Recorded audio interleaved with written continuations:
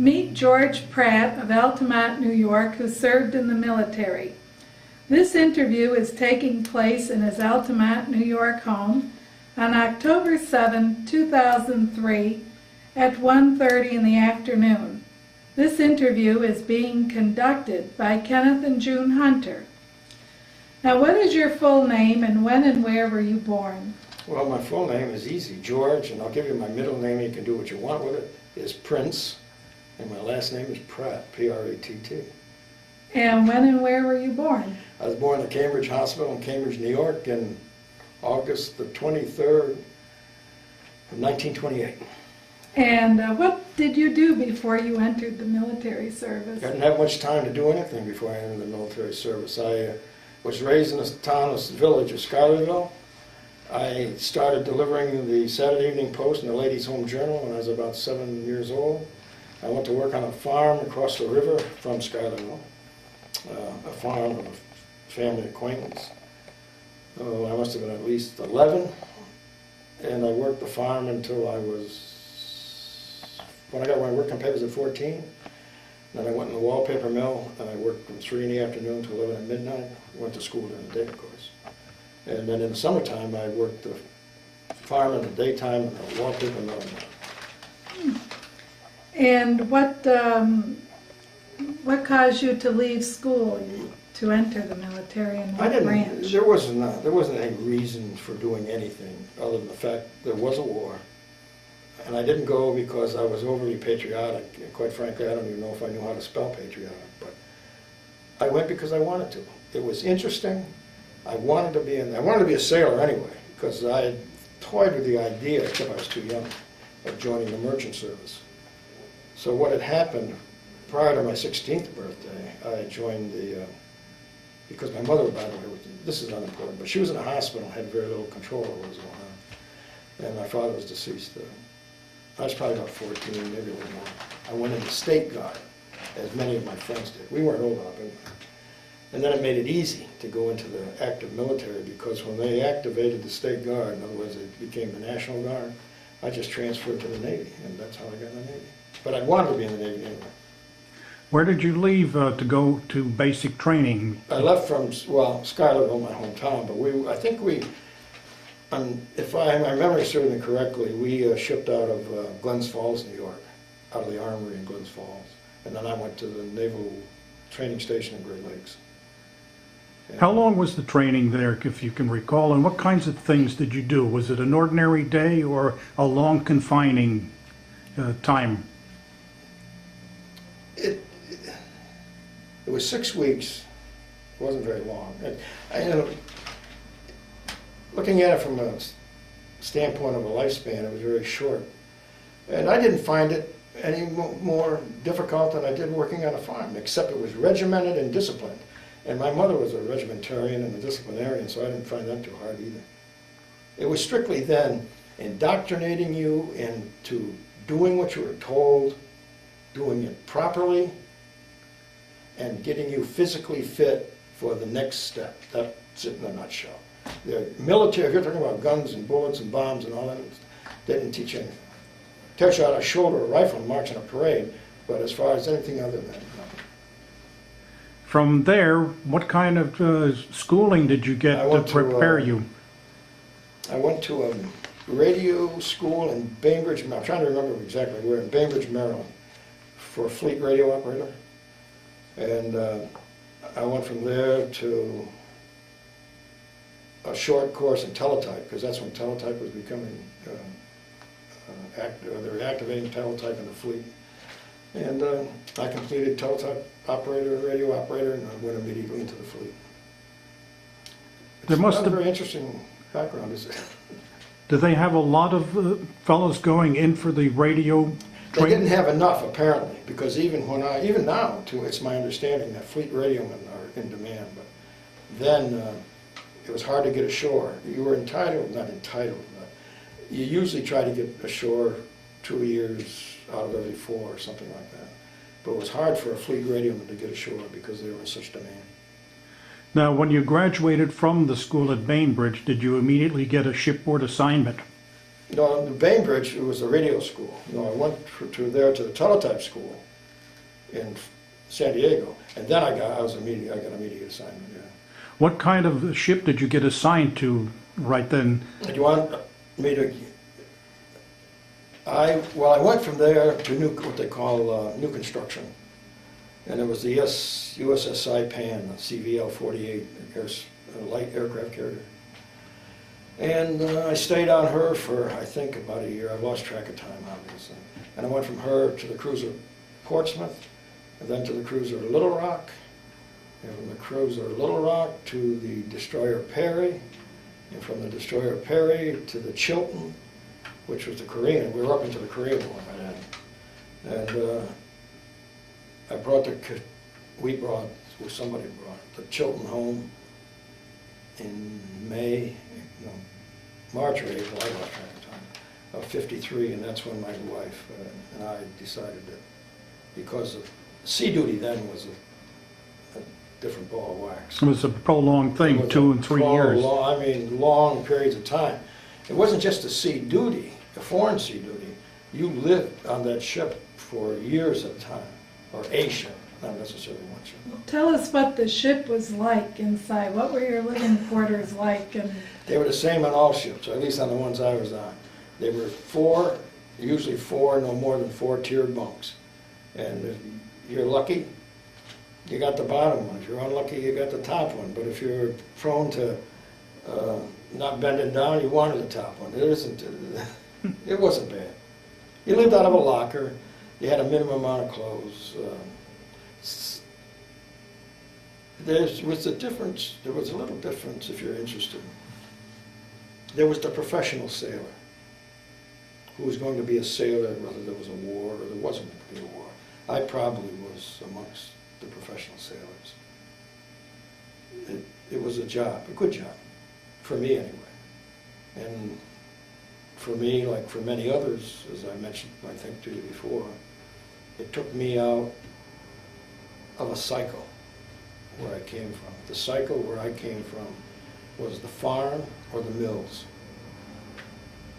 My father unfortunately died when he was very young. But most of the people in that community, unless you were a doctor, lawyer, drunkard, or something of that nature, you became a mill hand, if you know what I'm talking about. And that was your life. And it took me out of that cycle. So I more or less created a cycle of my own. While you were on board the ships, one of the things that they trained you for was to be at your best, especially when it was time for general quarters. Can you remember your first time and the experience and the feelings it left you with? Yeah, it made me annoyed because if you want to really know at the time, it was annoying because most general quarters were, well, do you remember during civilian life during the war, they'd blow that air raid alarm, and how many times was it necessary? Not very many, right? Well, that's what general quarters meant. And general quarters didn't always mean military combat. General quarters could mean a man overboard, could have a fire in a hole. It could have meant. It always meant that something was going to happen, and for the most part, you didn't know what. They could have sighted a submarine or something, or the ship was getting ready to enter into heavy weather, or who knows. Now, during the war years, can you remember some of the places that you went to? Any battles that you were near? Or? See, I didn't get in. I was too young to get in during the peak of the war. But we went into Trieste and did the minefields, and I lost track of time. It was 46 or 47, 47 I think. And where was I in 45? And I was qualifying air cadets in the Caribbean on the carrier Saipan. That was in, I believe, 46, 45, 46. I specifically know. There was a lot of, we went everywhere. I had 3 tour of duties in the Mediterranean, which involved, just moving about. Involved, obviously, Italy, France. With the 6th Fleet. Greece, then up to Scotland and England and Norway, and, the whole Mediterranean fleet area, and the Caribbean, of course. Was there any one particular thing that stood out that you formed an opinion on regarding the situation that we face today? I think you said before, when I was at a function where you spoke, that today's children better be aware that we are in the stages of what could be World War III. I believe we are in the stages of World War III. And it isn't today's children. Today's children, obviously. But today's adults, unfortunately, I don't think they have the slightest idea the situation that we're in. And I think that, unfortunately, it happened. But I think the 9/11 could be, and hopefully, will turn out to be one of the best things that ever happened to us. Now, that sounds horrible, doesn't it? But I hope it's a wake-up call. That didn't happen by accident. And it didn't happen yesterday or 2 days before. This has been going on since before the Crusades. But who cares, right? And now we realize that there is an element out there, a cultural element, a religious element, unfortunately, or an element of another religion that wants to destroy life, cultural life, religious life, as we know it. And that's Jews, Protestants, Christians, the infidel. They want to destroy us. But I don't know how you're going to get across to today's young people without some help from the educational system, who are reluctant they want to be so politically correct, they're reluctant to say anything. There are a few people out there who will stick their heads out, necks out, probably get them chopped off, but are willing to tell the people that, look, this isn't a joke. I don't know if you remember Neville Chamberlain. Yes. He was Prime Minister of Britain during Peace in our time. He was no Margaret Thatcher, that's for sure, or Winston Churchill. He went to Hitler, or at least he told his people, he went to Hitler. I've talked to him, there will be peace in our time, we don't have a problem. Yeah, a few days later, old Hitler's blowing the you-know-what out of England, or out of London. It'd be nice if it was that simple, but it's not. I had a conversation with one of our teachers not too long ago, and I gave her a hypothetical situation. I said, suppose we're forced into a war tomorrow. And there's our teenagers, our 17, 18, 19, 20 plus kids coming off the street and going to war. And they're facing 12, 13, 14, 15, 16, 17-year-old Muslim, Islam students. Same age, etc. Who do you think's going to win? Our 17-year-old with a skateboard tucked underneath his stupid arm, or that 12-year-old with an AK-47 tucked under his? That's a hell of an analogy, isn't it? It certainly is. One thing you mentioned at the gathering, you have a unique feature in the village of Altamont with the Homefront Cafe, That's right. where a lot of youngsters and other people come to hear the experiences that servicemen have gone through, as well as servicewomen.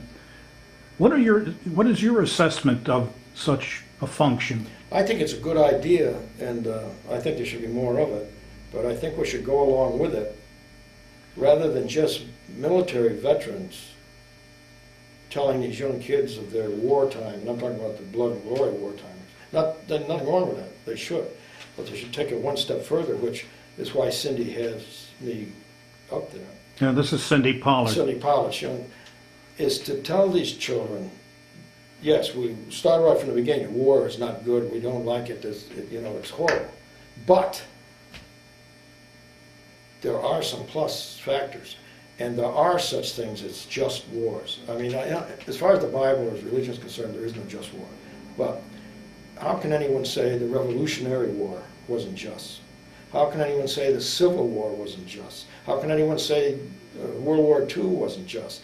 Had we not fought those wars and won, you wouldn't be sitting there interviewing me today. Now, you may not agree with me, but that, Now, after your discharge from the Navy, you got out voluntarily. What did you do? What kind of influence did the Navy have on you that you pursued in civilian life? I didn't pursue anything in civilian life that the Navy taught me from the military standpoint. But what I did pursue in civilian life that the military taught me is responsibility for yourself. You're entirely, whatever happens to oneself is dependent upon oneself, barring ill health or something of that nature. And I left the Navy. We did it the same way I went in, spontaneously. My wife at the time, we made the decision, and without a job, without any preparation for the future, we stepped out of one door and into a big open field. And I applied for a job in the insurance industry, and I wound up as an insurance investigator, and I continued that right up until my wife died. And I just wanted a complete change. I ran in this village that we're in, I had been talked into running for a political position, which was village board member, which is rather insignificant if you looking at it from the federal stage. But in this village, I won, obviously. Or not obviously, but obviously I did win. And I wound up as a village board member. They had a police department, and the police chief at the time was considering retiring. I spoke with the mayor. Again, I was a widower then. I spoke with the mayor, and I said, look, I've got this background, and not that I don't want money, but I don't need a hell of a lot to survive. Suppose I go to school, and you appoint me.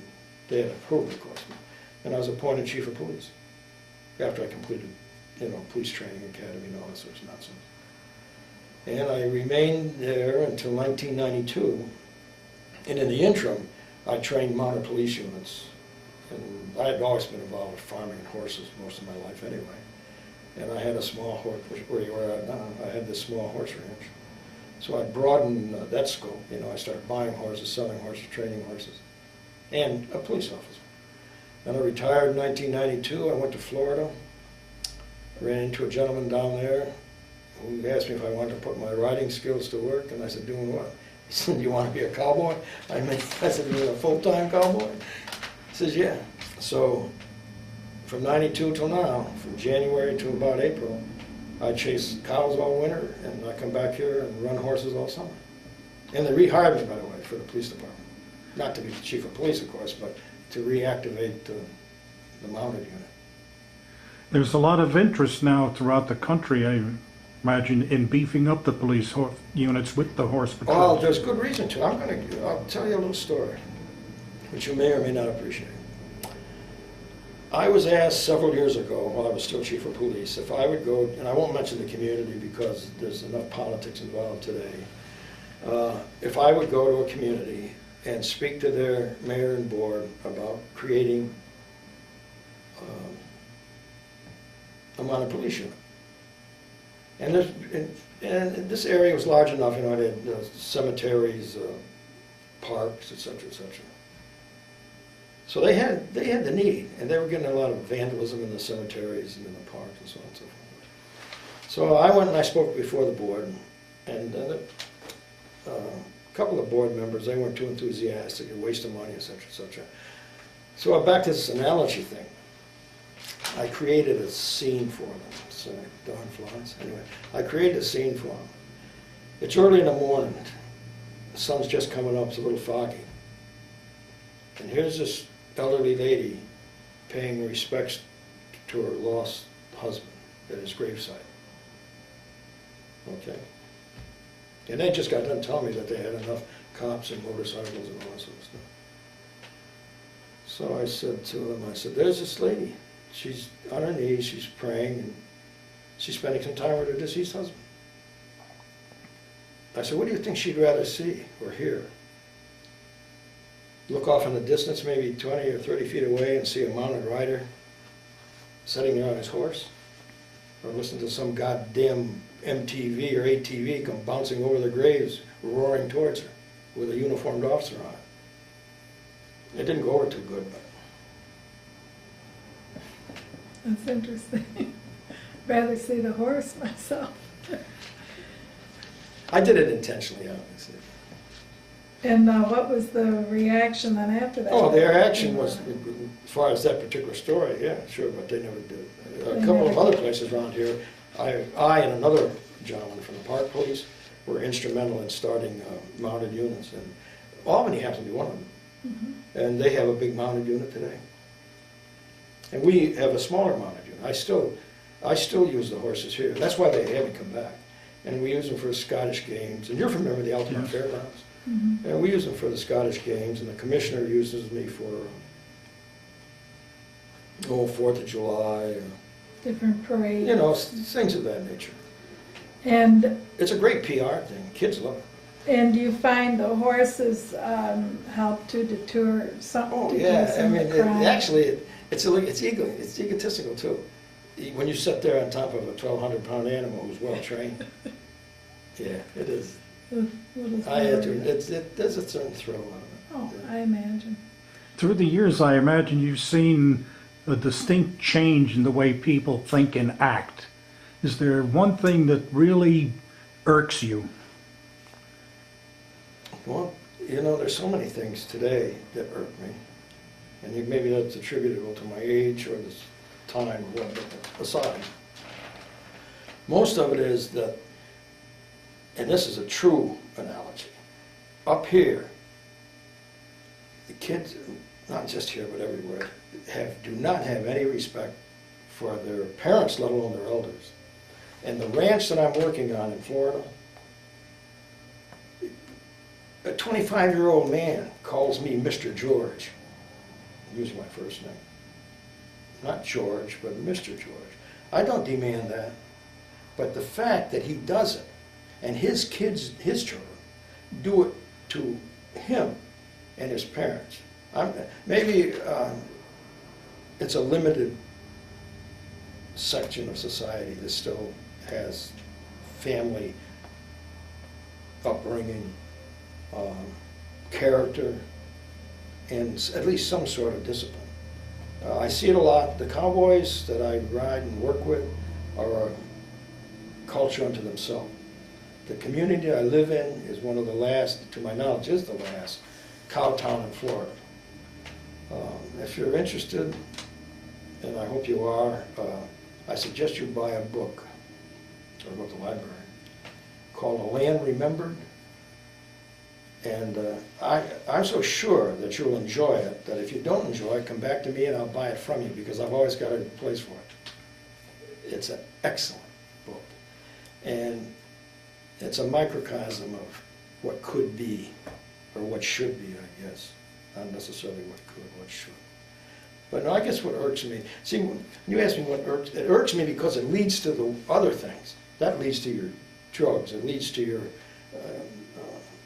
disreputable politician. It all starts as a kid. Back to that same old thing. The family. I'm not an angel by any stretch of the imagination. I couldn't live this long and been an angel. But there are certain areas of life that one has to respect to order to survive in the way we're going today. So you would feel in a way, if you had, well, you did say your mother was a disciplinarian and all. My mother was a real disciplinarian.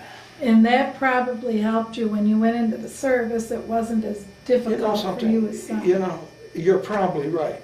But for me to attribute that, everything today seems to have to be attributed to some psychological something or other that either did or didn't happen during one's upbringing. A neighbor could punish me, for example, if I did something. A neighbor now could punish me physically. I don't mean beat me, but he could slap me on the rear end or grab me by the ear and drag me down the street or something of that nature. Do you think that could happen today? So You'd be sued. suing all the No. time. And, I don't advocate beating, but I do advocate physical discipline to a point if it's warranted. Because the proof of the pudding is in the eating, and the pudding that we're eating today is so watered down, you can't tell it from water. That's, Yeah. I get a little annoyed, angry sometimes when I think about it, because it is so simple. We have watered down religion. This is something I don't think anyone can argue with. We've watered down religion, whether you like it or not, we have. We've watered down education, whether you're not, you like it, we have. I mean, we have. And we've watered down law enforcement, which is discipline, structure. We have watered down structure. And we have rationalized in order to justify almost everything we do. So when all of you people were willing to fight for freedom, we're really we must lose a little of our freedom in order to live with each other. You're absolutely right. In fact, my brother right now is in bad health, and I don't think he has very long to live. But having said that, he and I have had our conflicts over the years, not physical conflicts, but, sociological and ideological. And he is of a religion where he follows a faith that will, I guess, do anything to avoid physical conflict or war. So we got into it one day, and finally I had lost, I couldn't argue with him anymore. Because my bottom line is, how do you think we got where we are? How do you think we stay where we are? And finally I said, I know how it's done. They create damn fools like me to take care of idiots like you. And obviously that's a little exaggeration, it's not the truth. But that was all I could think of at the time. But there has to be somebody around at a given point in time in history to rise to the occasion that can have enough people follow him. Look at George Washington, right? George Marshall, George Patton, George Bush, and Not a famous Georges. I'm George, but I'm being a little facetious now. But look at him. Patton was bludgeoned by the left-leaning people of our country at the time. Washington was the same. Bush is now being bludgeoned again. I'm not politically akin to George Bush, but he's a man for his time. Abraham Lincoln was a man for his time. The only difference between him and all the rest of them, his name was Abe instead of George. I said, but anyhow, yeah, I have strong feelings. I guess that comes across, doesn't it? Well, that's good. Do you see any hope on the horizon here that we'll be coming together, everybody will become unified? Is this the 9/11 thing the spark? I hope it is a spark, but what I have seen lately, at least on the national level, with politicians and the partisanship, they're not coming together to resolve the existing issue. If they want to fight later, well and good, right? Fight politically. But unfortunately, there's a large segment of our government, politicians, who are willing to torpedo what we're trying to do in order to promote their own particular political agenda. And that's sad. And if that permeates our entire existence, it won't be in your time or my time because of our ages. But I can almost guarantee you 20, 30 years down the road, this culture as we know it will go down the tubes. And there's many out there who are going to disagree. And the nice part about this interview, there isn't anyone here to argue with me. Unless you choose to.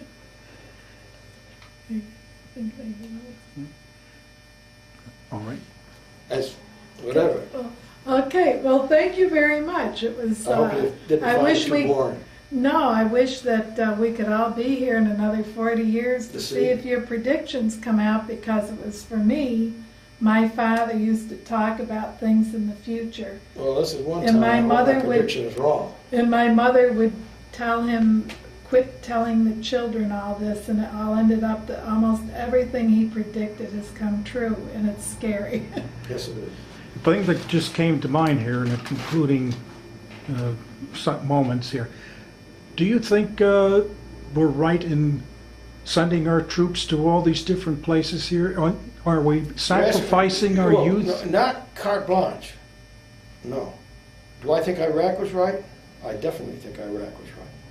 I think I don't have access to enough knowledge to even honestly comment on that. I think if we could, Israel's a good example. Israel doesn't hesitate to defend itself. Do you remember when Israel blew up that nuclear facility? All right. They went in without approval, boom, boom, and everybody's forgotten about it. Yesterday or the day before, they just went into Syria and blew up an Al-Qaeda terrorist operation that was using Syria as a refuge. I have to give them credit. That's what we should do. But we have to be very selective, and we have to leave politics out of it. If you're recording this, I hope so, because we have to leave politics out of it. But we have too many weak people in our government with their own personal agenda to do it. See, we're too democratic, if such a thing is possible. Israel is democratic, but not to the extent that they'll risk their own country. You don't see any big uproar in Israel from the population because Sharon blew up that nuclear facility. He was right. And we're letting, I think, this is a personal opinion, I think we're letting Israel do a lot of our dirty work. And they're doing it without approval, which is fine with me. Yes, no. It's a yes and no thing, not everywhere, no. But when there was enough information to know what Saddam Hussein had done and was doing, now whether anyone likes it or not, we have a foothold in there. But unlike the Israelis, we don't know how to. We're so afraid of stepping on somebody's toes and hurting their feelings that we're actually afraid to defend ourselves. Okay, well, thank you very much for this interview. Yeah, I'd like to see what happens with it. If you ever make something out of that, let me know. Well, you'll get this